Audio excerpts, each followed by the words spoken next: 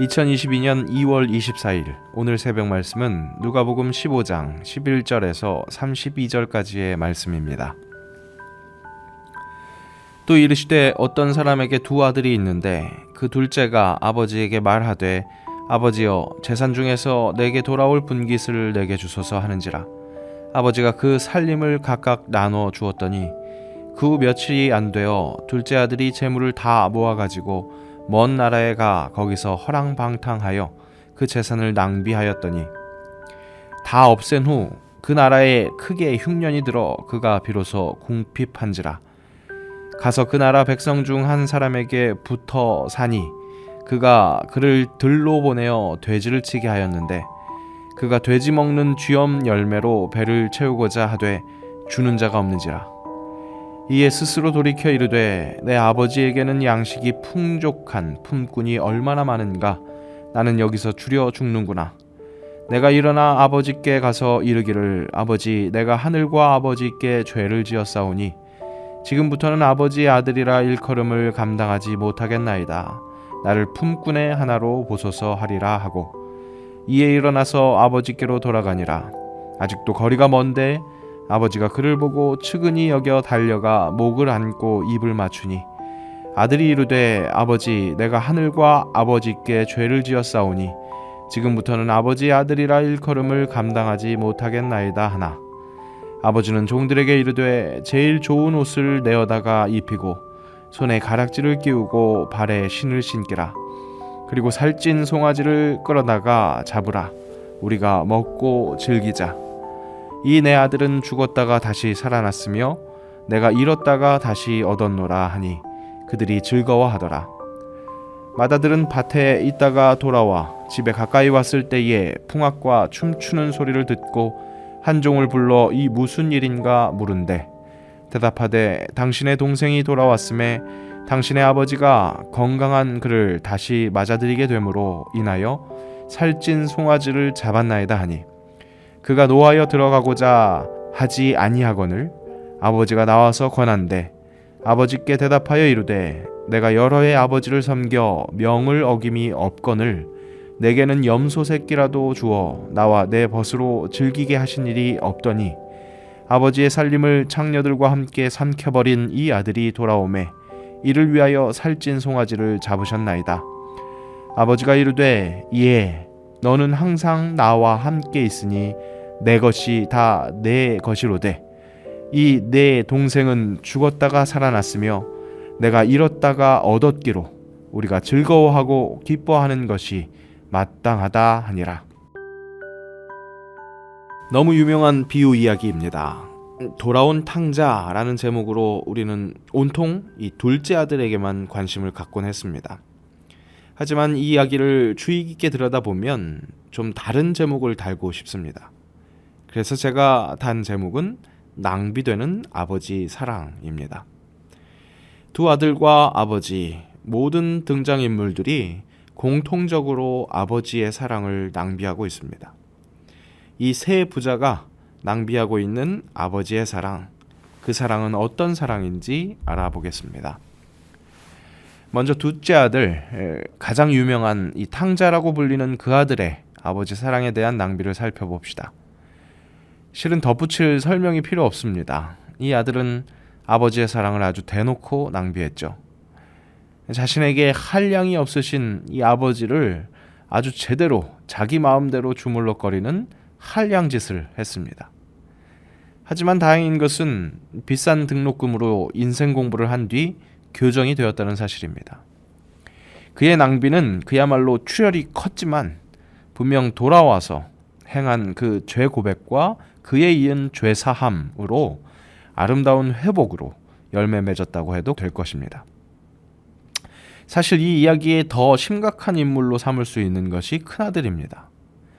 이 큰아들은 아주 성실한 인물로 읽혀집니다. 동생이 돌아온 그 순간에도 밭에 나가 있었습니다. 아마도 아버지의 밭을 돌보고 있었겠죠. 그런데 그렇게 성실한 줄로만 알았던 아버지의 사랑을 제대로 잘 누리고 있는 것만 같았던 그도 동생과 별 다를 것 없이 아버지의 사랑을 계속해서 낭비하고 있었던 인물이었다는 것, 동생의 귀한 사건에서 드러납니다. 그는 자신의 주장대로 아버지 곁에서 아버지를 섬겼습니다. 하지만 아버지의 명을 어기지 않았지만 그가 주목하고 있었던 것은 아버지 자체와 아버지의 사랑, 그것이 아니라 동생과 똑같이 아버지의 재산 중 자신에게 돌아올 분깃이었습니다. 그것이 여실히 드러난 것이 29절 30절에 아버지에게 한 불평에서였습니다. 여러 해 아버지를 섬겨 명을 어김이 없거늘 내게는 염소 새끼라도 주어 나와 내 벗으로 즐기게 하신 일이 없더니 아버지의 살림을 장녀들과 함께 삼켜버린 이 아들이 돌아오매 이를 위하여 살찐 송아지를 잡으셨나이다. 온전히 자신의 것이 될 수도 있었던 살찐 송아지, 그것이 보였습니다. 그걸 보니까 염소 새끼조차 내 것이 아니었다는 것을 깨닫는 겁니다. 스스로 자신이 처량해지도록 물질만을 바라보며 큰아들이 낭비한 것은 자신의 감정뿐만 아니라 그와 동시에 가장 아깝게 낭비되고 있던 것이 바로 아버지의 사랑이었습니다. 아버지는 이런 아들을 달랠 때 이렇게 이야기하죠. 예, 너는 항상 나와 함께 있으니 내 것이 다 네 것이로되. 아버지와 붙어 있으면 그 아버지의 사랑의 본심을 제대로 누리면 그 어떤 것도 부럽거나 아깝지 않을 수 있을 텐데 형은 동생하고 보고 있는 것은 똑같으면서 어리석게 그런 상태에서 그저 버티고만 있었던 겁니다. 사도 바울이 부활 신앙을 이야기하면서 고린도 성도들에게 이렇게 강변했었습니다.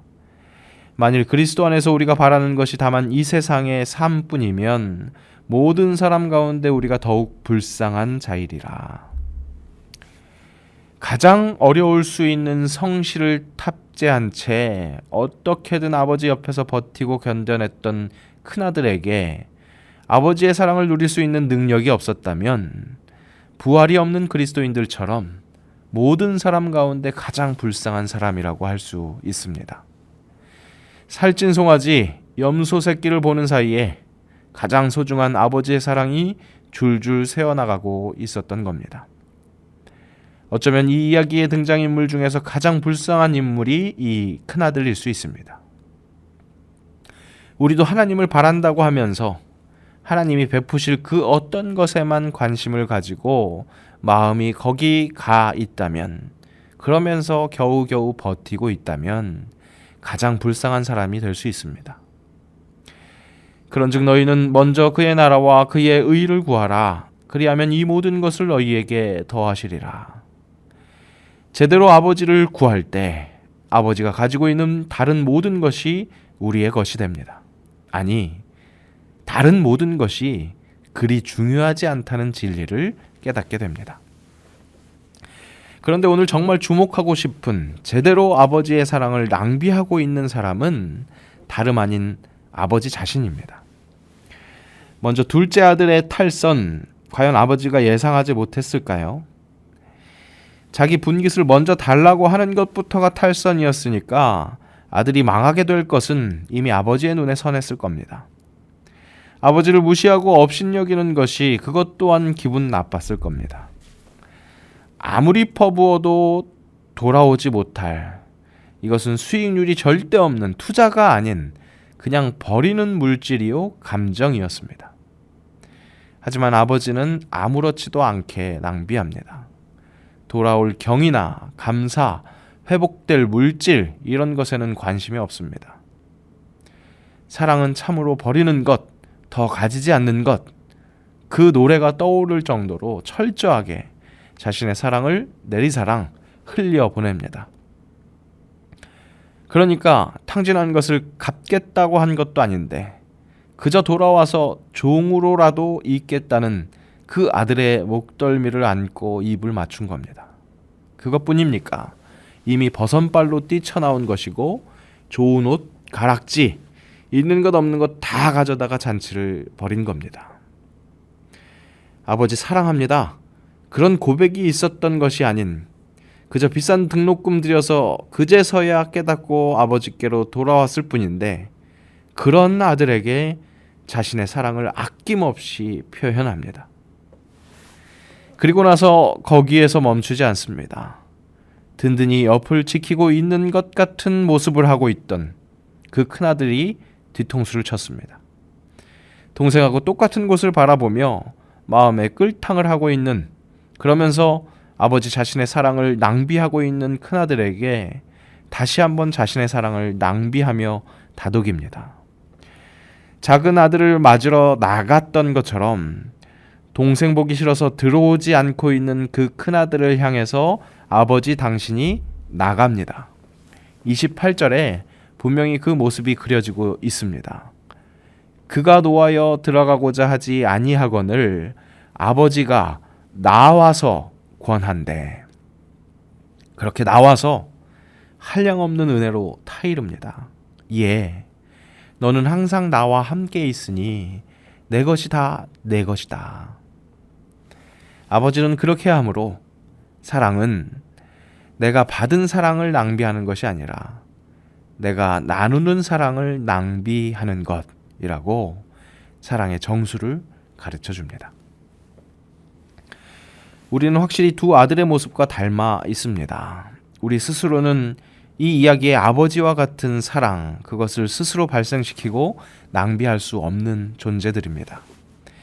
그저 받는 사랑을 낭비하는 존재에서 벗어나지 못할 수도 있습니다. 다만 그 차이만 인식하더라도, 아버지 사랑의 진수를 제대로 인정하기만 하더라도 우리가 하나님에 대한 우리의 자세를 다잡는 데 도움이 되지 않을까 싶습니다.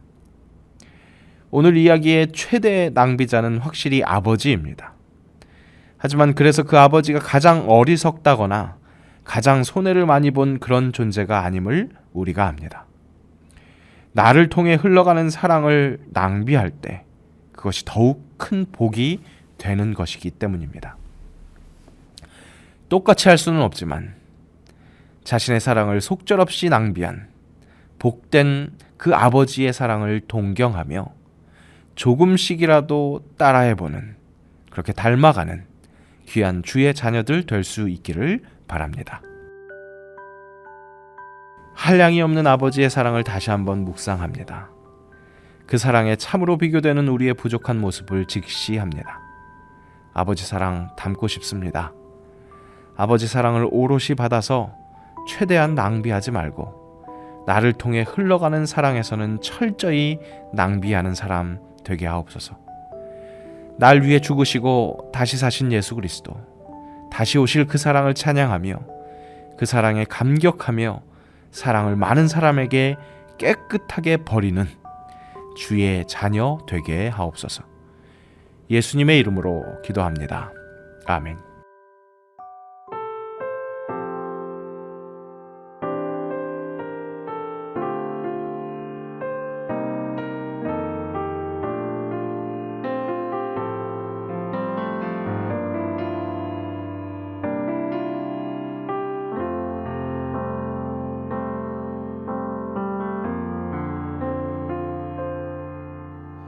아버지 사랑 내가 노래,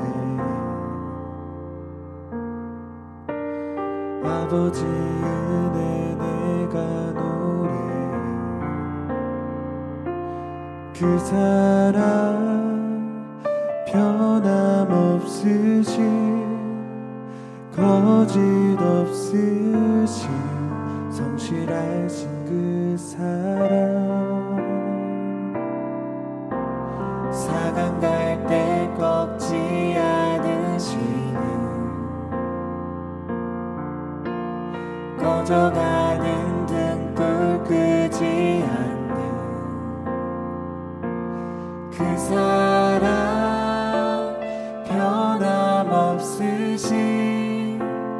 거짓 없으신 성실하신 그 사랑,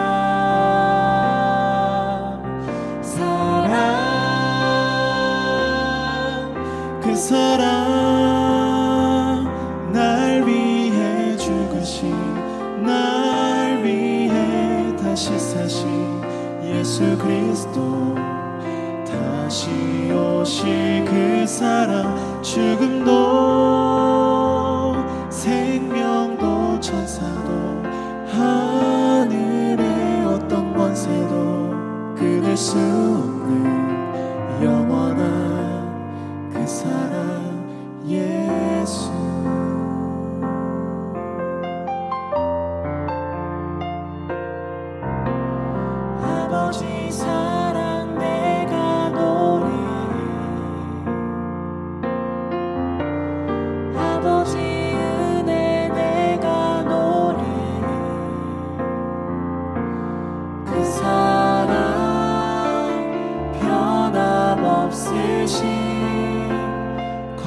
거짓 없으신 성실하신 그 사랑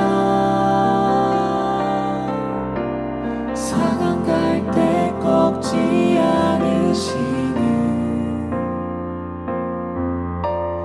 꺼져가는 등불 끄지 않는 그 사랑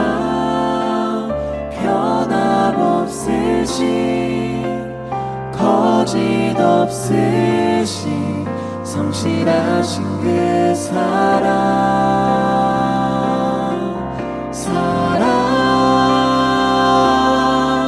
그 사랑 날 위해 죽으신 날 위해 다시 사신 예수 그리스도 다시 오실 그 사랑 죽음도 생명도 천사도 하늘의 어떤 권세도 끊을 수 없는 영원한 그 사랑 예수 그 사랑 날 위해 죽으신 날 위해 다시 사신 예수 그리스도 다시 오실 그 사랑 죽음도 생명도 천사도 하늘의 어떤 권세도 끊을 수 없는 영원한 그 사랑 예수 그 사랑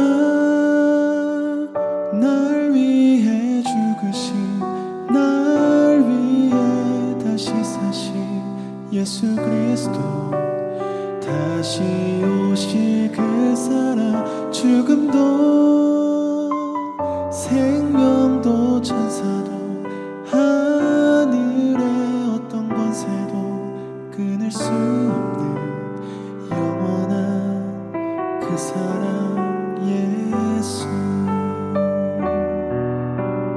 영원한 그 사랑 예수 영원한 그 사랑 예수